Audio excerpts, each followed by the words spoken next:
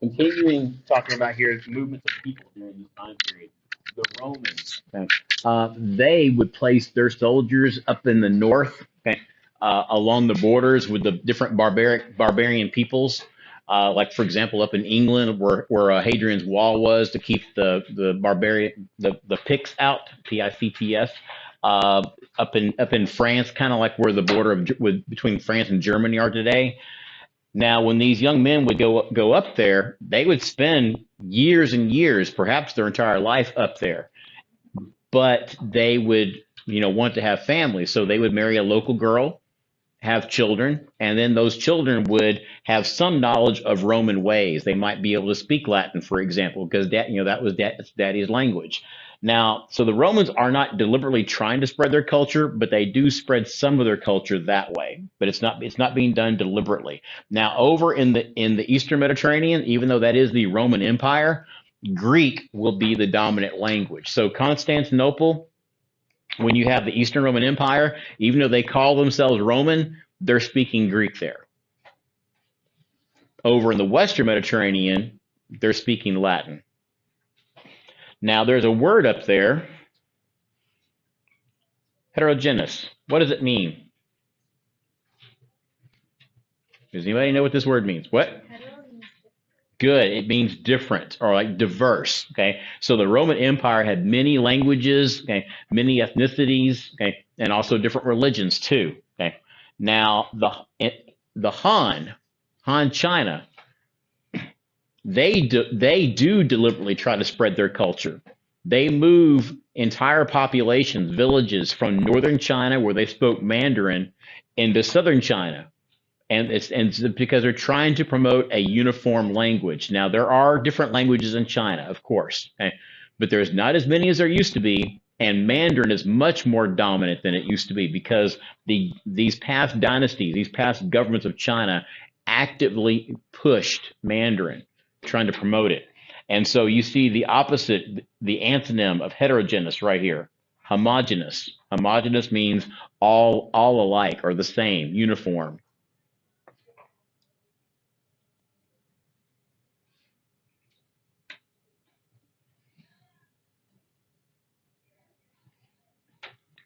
The Huns, also known as the Xiongnu, same people, different name.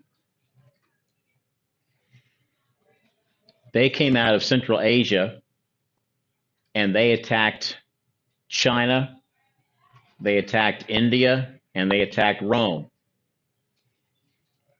Why they came out of Asia and attacked these other places, we don't know for sure. People think that it may have had to do with climate change because the Huns were nomadic. They were nomadic herders and they were pastoralists. And so the idea is that maybe there was a drought and they needed to move their animals to, no pun intended, greener pastures where there's more rainfall, and that may have caused them to move into Chinese territory or northern India or perhaps over into Europe, okay, where Rome was, but we're not sure. Okay, now, but one thing that we do know for sure what tools they used that allowed them to conquer, okay, successfully. One was the stirrup. Do y'all know what a stirrup is? Y'all know what a horse is? You know what a saddle is? Okay, imagine a saddle on a horse. Now, hanging from the saddle on each side are a pair of leather loops, okay, which you can put your feet in, okay, all right, and that allows you to stand up in the saddle. If you don't have those loops there, you can't really stand in the saddle, okay. But if you've got the loops, you can stand. You can just simply press up, and stand. And here's the advantage: when you're standing in the saddle with your compound bow right there, you can turn like this and fire over your shoulder like that. You guys are sitting down right now. You can figure out it's kind of hard to turn when you're seated, okay?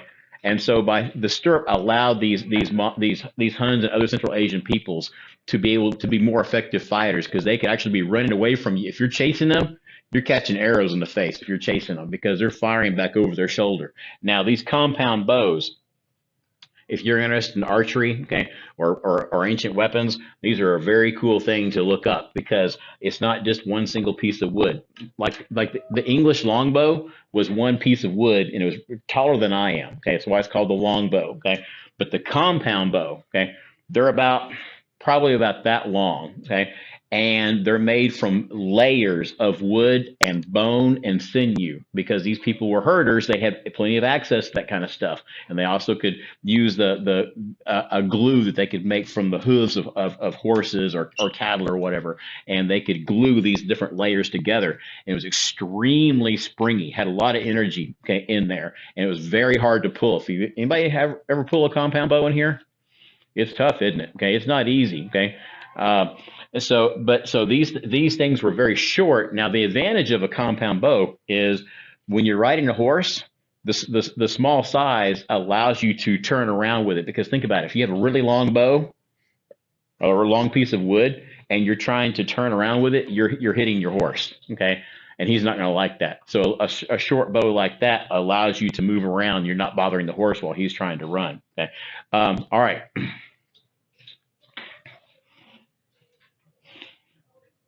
Now down here at the bottom, the Germanic barbarians, and there was many different groups of these people. The think of them as being like the Central Asian nomads, because just like you had Huns and you had Uyghurs and you had Mongols and you had Turks in Central Asia. In Northern Europe, you had what you would think of as the Vikings or the Norse. Okay, you had Angles, you had Saxons, you had Vandals, you had Visigoths, you had Goths. I'm sure I'm missing some others in here, but you had lots of different groups of these Germanic barbarians, and these poor folks right here, they were caught between a rock and a hard place. They were caught between the Huns and the Roman Empire. The Huns are pushing out of Asia into Northern Europe, and so the German barbarians are running away from them, and so they're moving south into Roman territory. Now, here's what happens though.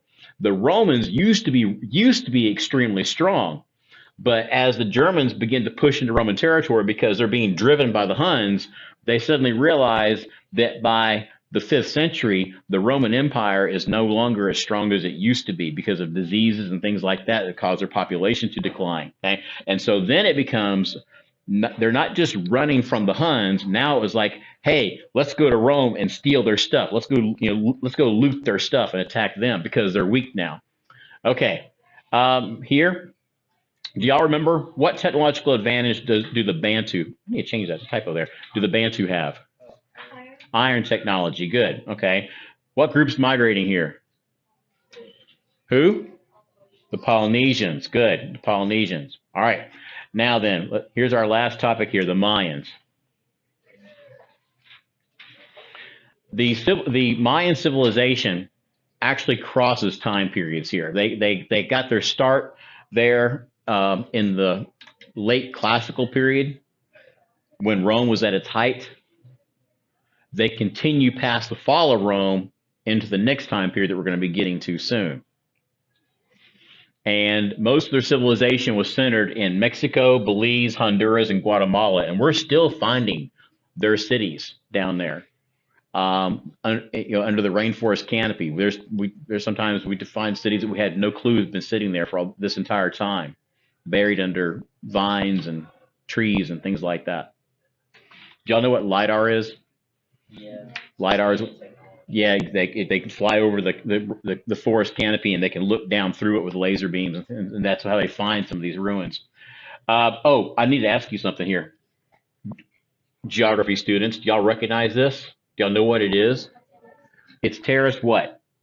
Terraced farming. Good. Okay. And you do this when you've got a hilly or mountainous region, because you're trying to farm on the side of a hill or a mountain is not very good, not very effective. Because for one thing, when it rains, the water just goes straight down. Okay. But if you carve steps into it like this, like a layered cake or something, then when it rains, the water catches and it can absorb into the soil. Okay. And so the Mayans did practice this right here. They had city states, which we'll talk more about here in a few minutes. Okay, their agriculture. They did use slash and burn agriculture like the Bantu did. But then, as you see right over here, in some areas where they had hills, they did practice terraced farming. They used irrigation systems. And the three main crops that everybody ate pretty much at all meals were corn or maize, beans, and squash. They were so important to their diet, they actually referred to them as the Three Sisters. Now, one of your vocabulary words is staple. Okay? A staple, something that it's a staple of a certain area, is something that's very common, and it's very uh, necessary. People need it. Okay.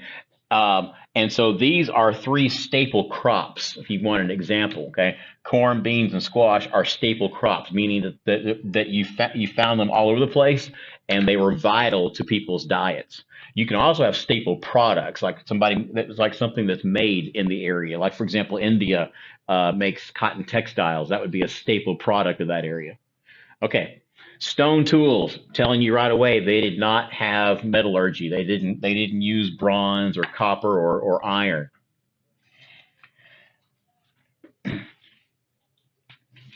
Now, they did build pyramids like you see right here, but these pyramids have served a different purpose than Egyptian pyramids. Egyptian pyramids were just simply a huge tomb for the pharaohs. These things were more closer tied into their religion and their focus on astronomy. This civilization was very, very aware of the stars, paid a lot of attention to the movements of the planets and stars, and that they used these pyramids as observatories. Their whole religion was kind of intertwined with their knowledge of the stars and movements.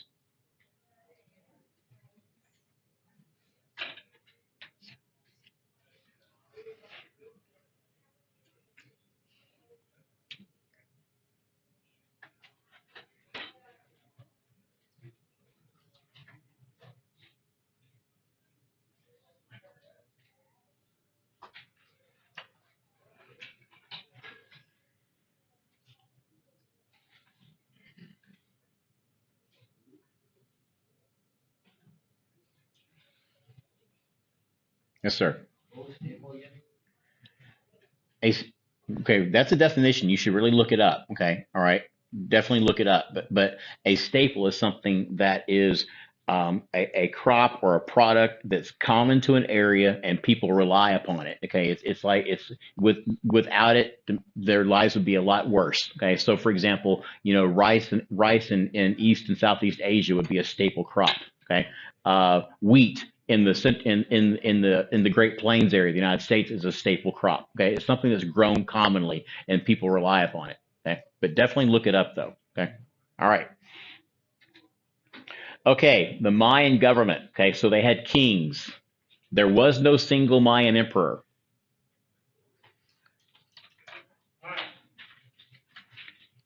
Those city states that we mentioned before, each of them has their own king, and they are often fighting with each other. Just like Athens and Sparta were often fighting, so were these city states. Also similar to the ancient world, the Mayans kings claim to have a connection to their gods.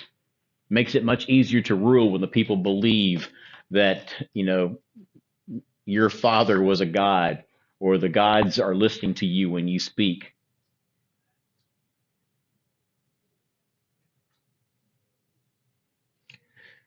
People did pay taxes, but they did not pay them in money. Just like most ancient peoples, they paid them in their with what they grew. Not all of it, just a share. But you were expected to contribute a portion of what you grew to the government and also your time. So if the government needs people to help build a road or a ditch, okay, or a wall or some kind of a pyramid, okay, that will be one way you would pay your taxes by contributing your time and helping out. Chris, you with us? Cameron. All right. So While there was no single Mayan emperor, sometimes you would have a city state that would become powerful enough to dominate two or three other city states nearby.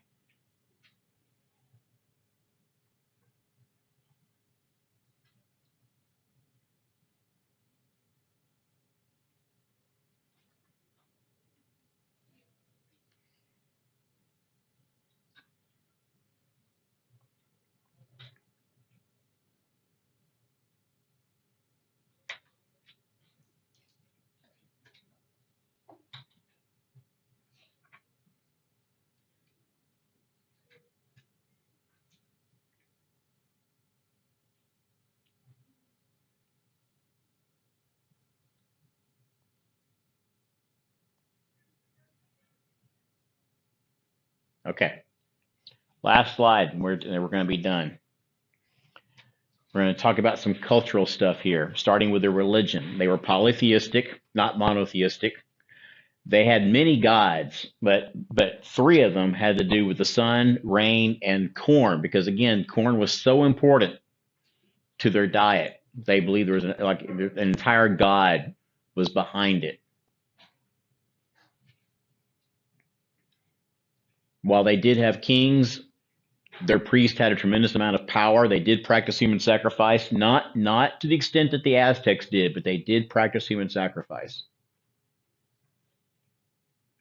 I think I've mentioned to you the ball game, which is kind of similar to basketball. We don't know exactly how they played it, but we do know that there was two hoops at each end of the court, and they were competing teams. And we believe that the losing team sometimes might be sacrificed.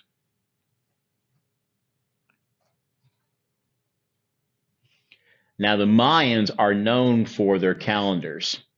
And that's due to their knowledge of astronomy. They didn't have just one calendar like we do. They had multiple calendars for different things.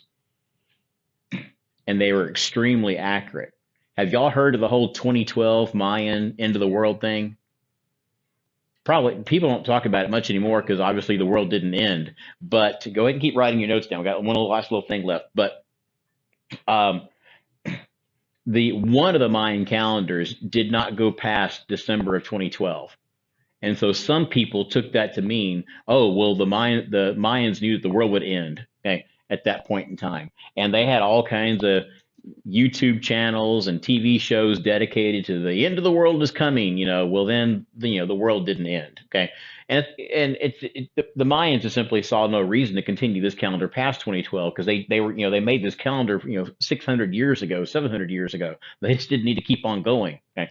They probably would have had they lasted. They did develop the concept of zero. Again, these guys are fantastic mathematicians and astronomers, calculators.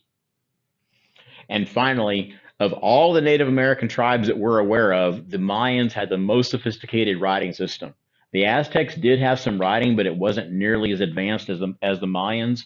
The Incas had a way of keeping track of quantities, like how much of things they had, but the Mayans had a true writing system.